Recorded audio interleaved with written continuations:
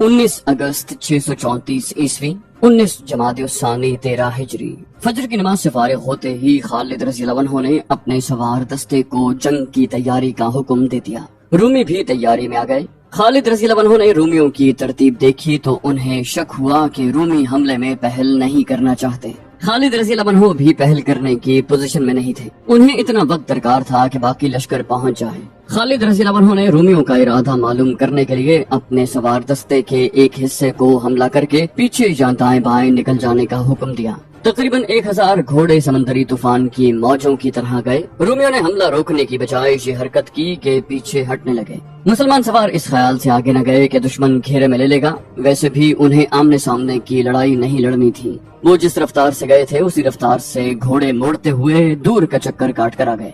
चंद एक सालार खालिद रज़ियल्लाहु अन्हु के साथ थे। सबको तवक्को थी कि अब रूमी हमले के लिए आएंगे। उनकी फौज 3 गुना थी मगर उन्होंने कोई जवाबी हरकत न की। खालिद रज़ियल्लाहु अन्हु ने अपने सालारों से कहा, खुदा की कसम रूमी कुछ और चाहते हैं। ये हमारे साथ खेलना चाहते हैं और मैं अपने लश्कर के इंतजार में हूँ। सालार ज़र्रार बिन अल अज़वर ने कहा, इनके साथ खेलो इब्ने वलीद, ये लड़ना नहीं चाहते, हमारा रास्ता रोकना चाहते हैं। खालिद रज़ियल्लाहु अन्हु ने कहा, और इन्हें शायद मालूम नहीं कि हमारा लश्कर अभी दूर है। सालार शराबील रज़ियल्लाहु अन्हु ने कहा, ये भी सोच इब्ने वलीद, क्या ये मुमकिन नहीं कि हमारा लश्कर शायद किसी और तरफ से इन पर हमला कर दे। खालिद रज़ियल्लाहु अन्हु ने कहा, मैं इनका ध्यान फेर देता हूँ। रूमियों की तवज्जो अपनी तरफ करने के लिए खालिद रज़ियल्लाहु अन्हु ने यह तरीका इख्तियार किया कि दुश्मन को इनफरादी मुकाबलों के लिए ललकारा। पहले बताया जा चुका है कि उस दौर में जब फौजों की लड़ाई से पहले दोनों फौजों में से एक एक आदमी सामने आता और उनमें इनफरादी लड़ाई होती थी। खालिद रज़ियल्लाहु अन्हु ने ज़र्रार बिन अल अज़वर,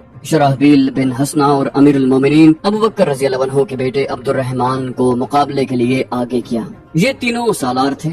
वो दोनों फौजों के दरमियान जाकर घोड़े दौड़ाने और दुश्मन को ललकारने लगे। रूमियों की सफों से 3 सवार निकले। वो भी सालारी के रुतबे के आदमी थे।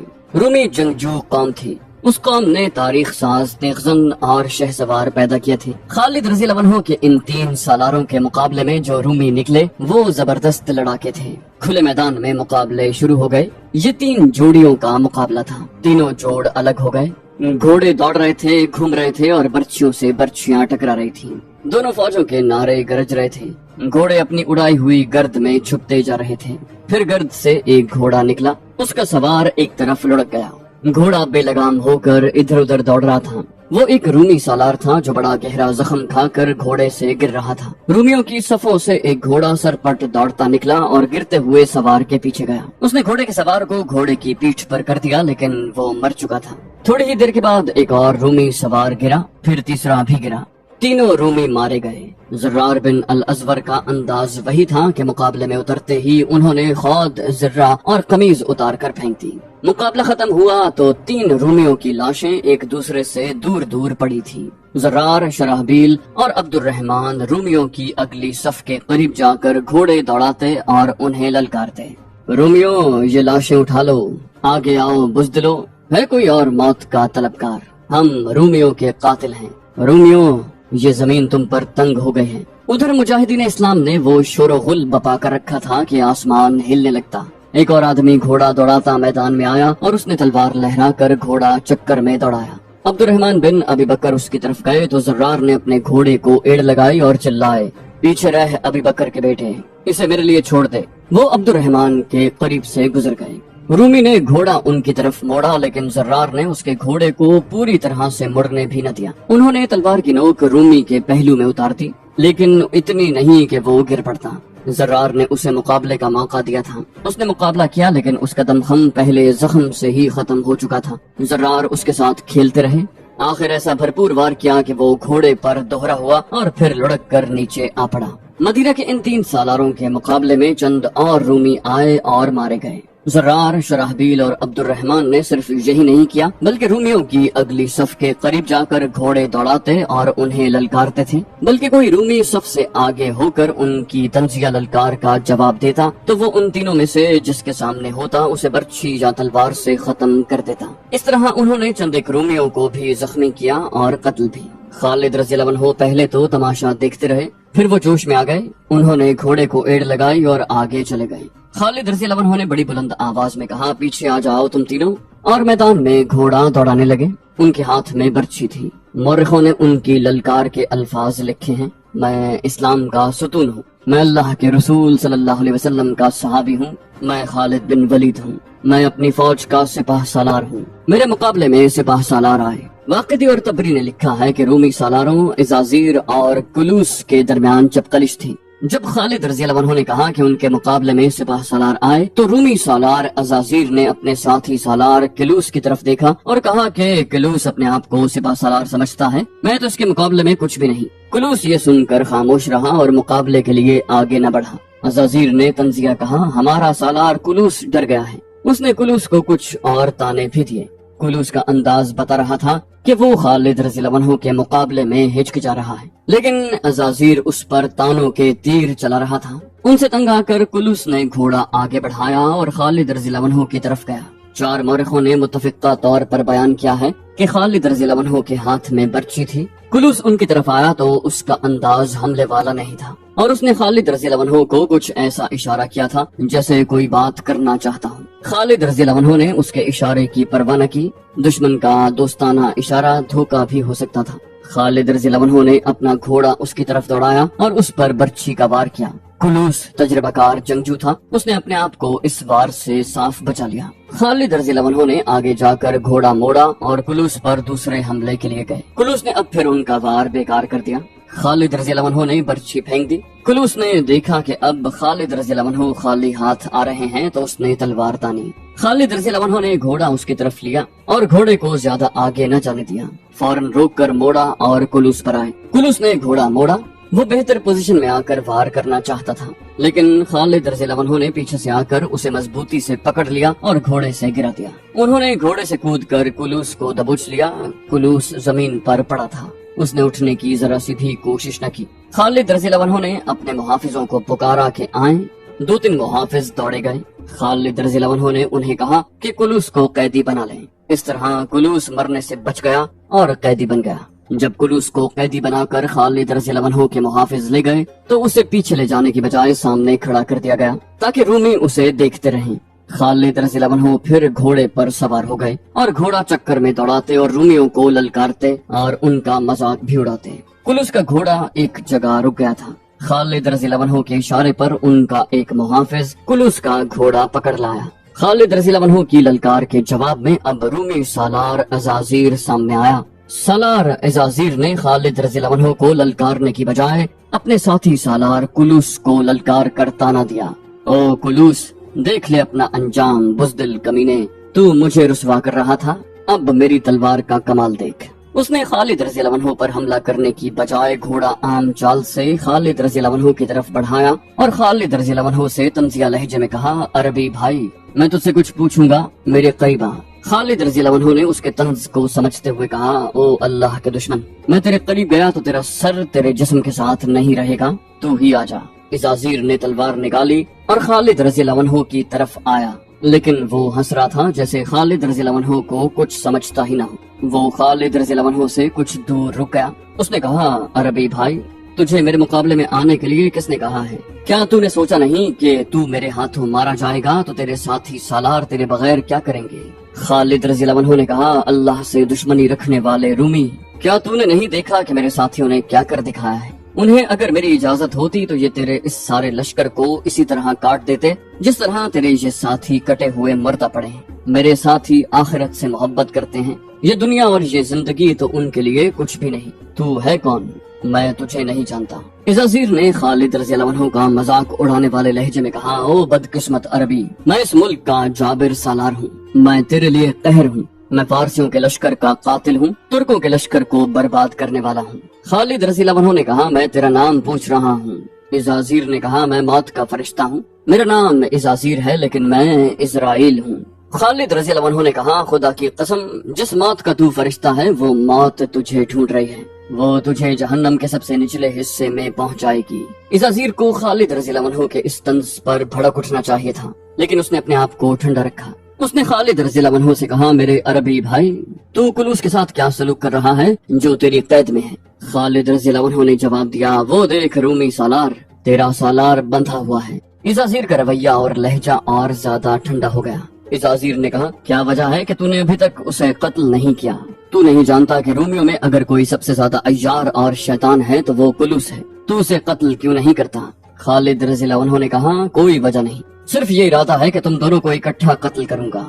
ان دونوں رومی سالاروں کی آپس میں دشمنی اتنی زیادہ تھی کہ وہ خالد رضی اللہ عنہ کی کسی بات پر بھڑکتا ہی نہیں تھا۔ ازازیر نے دوستانہ لہجے میں کہا میری ایک بات پر کان دھر عربی سالار، اگر تو کلوس کو میرے سامنے قتل کر دے تو میں تجھے 1000 دینار، 10 قبائیں ریشم کی اور اعلیٰ نسل کے 5 گھوڑے دوں گا۔ خالد رضی اللہ عنہ نے کہا او روم کے جابر سالار، یہ سب تو مجھے کلوس کو قتل کرنے کا انعام دے رہا ہے، یہ بتا کہ میرے ہاتھوں قتل ہونے سے بچنے کے لیے تم مجھے کیا دے گا؟ اپنی جان کی قیمت بتا دے۔ ازازیر نے کہا تو ہی بتا کیا لے گا؟ خالد رضی اللہ عنہ نے کہا جزیہ، اگر نہیں تو اسلام قبول کر لے۔ اب ازازیر بھڑکا، بولا آ عرب کے بدو، اب میرا وار دیکھ، ہم عظمت کی طرف جاتے ہیں، تو ذلت میں جاتا ہے، اپنے آپ کو میرے ہاتھوں سے قتل ہونے سے بچا۔ اس نے تلوار ہوا میں لہرائی اور خالد رضی اللہ عنہ پر حملہ کرنے کے لیے گھوڑے کو ایڑ لگائی۔ خالد رضی اللہ عنہ اس سے تیز نکلے، انہوں نے اپنے گھوڑے کو ایڑ لگائی، ازازیر ان کے قریب ہی تھا۔ خالد رضی اللہ عنہ نے تلوار کا وار کیا جو ازازیر نے پھرتی سے ایک طرف ہٹ کر بیکار کر دیا۔ اس کے بعد خالد رضی اللہ عنہ نے ہر طرف سے آ کر اس رومی سالار پر وار کیے، مگر وہ بڑی پھرتی سے ادھر ادھر ہو کر وار بچاتا رہا۔ اس نے بعض وار اپنی تلوار پر روکے۔ مورخ واقدی نے اس دور کی تحریروں کے حوالے سے خالد رضی اللہ عنہ اور ازازیر کے مقابلے کو تفصیل سے بیان کیا ہے۔ ازازیر وار روکتا تھا اور وار کرتا نہیں تھا۔ رومی لشکر سے تو داد و تحسین کا شور اٹھ ہی رہا تھا، مسلمانوں نے بھی ازازیر کی پھرتی کی داد دی۔ خالد رضی اللہ عنہ نے اپنا ہاتھ روک لیا۔ ازازیر نے کہا اے عرب کے سالار، کیا میں تجھے قتل نہیں کر سکتا؟ میں تجھے زندہ پکڑوں گا اور تجھ سے یہ شرط منواؤں گا کہ تو جدھر سے آیا ہے اپنے لشکر کے ساتھ ادھر ہی چلا جائے۔ خالد رضی اللہ عنہ نے بھڑک کر کہا خدا کی قسم اب تو میرے ہاتھوں زندہ گرفتار ہوگا۔ یہ کہہ کر وہ اس پر چھپٹے۔ ازازیر نے گھوڑے کو تیزی سے موڑا اور بھاگ نکلا۔ خالد رضی اللہ عنہ نے گھوڑا اس کے پیچھے ڈال دیا۔ ازازیر نے گھوڑا تیز کر دیا اور دونوں فوجوں کے درمیان چکر میں گھوڑا دوڑانے لگا۔ اب مسلمانوں کا لشکر نعرے لگانے لگا۔ خالد رضی اللہ عنہ اس کے تعاقب میں رہے۔ ازازیر اپنا گھوڑا ذرا آہستہ کر لیتا اور جب خالد رضی اللہ عنہ اس تک پہنچتے تو وہ گھوڑے کو ایڑ لگا دیتا۔ اس دوڑ اور تعاقب میں بہت سا وقت گزر گیا۔ خالد رضی اللہ عنہ کا گھوڑا سست پڑنے لگا اور اس کا پسینہ پھوٹ آیا۔ ازازیر کا گھوڑا خالد رضی اللہ عنہ کے گھوڑے سے بہتر اور زیادہ طاقتور تھا۔ ازازیر نے دیکھ لیا کہ خالد رضی اللہ عنہ کا گھوڑا رہ گیا ہے۔ اس نے اپنا گھوڑا گھمایا اور خالد رضی اللہ عنہ کے ارد گرد چکر کاٹنے لگے۔ ازازیر نے للکار کر کہا او عربی، تو سمجھتا ہے کہ میں تیرے ڈر سے بھاگ اٹھا ہوں؟ میں تجھے کچھ دیر اور زندہ دیکھنا چاہتا تھا، میں تیری روح نکالنے والا فرشتہ ہوں۔ خالد رضی اللہ عنہ نے دیکھا کہ ان کا گھوڑا ازازیر کے گھوڑے کا ساتھ نہیں دے سکتا تو وہ اپنے گھوڑے سے کود کر اترے۔ ان کے ہاتھ میں تلوار تھی۔ ازازیر نے خالد رضی اللہ عنہ کو آسان شکار سمجھا اور ان پر گھوڑا دوڑا دیا۔ خالد رضی اللہ عنہ کھڑے رہے۔ ازازیر قریب آیا تو اس نے گھوڑے سے جھک کر خالد رضی اللہ عنہ پر وار کیا۔ خالد رضی اللہ عنہ بچتے نظر نہیں آتے تھے لیکن انہوں نے سر نیچے کر کے وار کو بیکار کر دیا۔ ازازیر گھوڑے کو گھما کر آیا۔ خالد رضی اللہ عنہ پہلے کی طرح کھڑے رہے۔ اب کے پھر ازازیر نے ان پر وار کیا۔ خالد رضی اللہ عنہ نے نہ صرف یہ کہ جھک کر اپنے آپ کو بچا لیا بلکہ دشمن کے گھوڑے کی اگلی ٹانگوں پر ایسی تلوار ماری کہ گھوڑے کی ایک ٹانگ کٹ گئی اور دوسرے گھوڑے کے بوجھ کے نیچے دوہری ہو گئی۔ گھوڑا گرا اور ازازیر گھوڑے کے آگے جا پڑا۔ وہ بڑی تیزی سے اٹھا لیکن خالد رضی اللہ عنہ نے اسے پوری طرح اٹھنے نہ دیا۔ تلوار پھینک کر اسے دبوچ لیا اور اسے اٹھا کر زمین پر پٹخ دیا۔ اسے پھر اٹھایا اور پہلے سے زیادہ زور سے پٹخا۔ ازازیر کو اس خوف نے بے جان کر دیا کہ خالد رضی اللہ عنہ اسے مار ڈالیں گے، لیکن خالد رضی اللہ عنہ نے اسے گھسیٹا اور اسی طرح اپنے لشکر کی طرف لے گئے اور کلوس کے پاس جا کھڑا کیا۔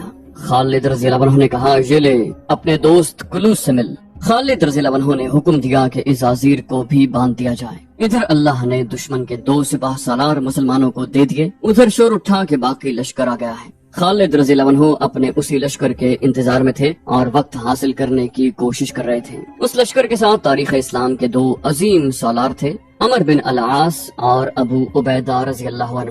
خالد رضی اللہ عنہ نے ذرا سا بھی وقت ضائع کیے بغیر اپنی فوج کو جنگی ترتیب میں کیا۔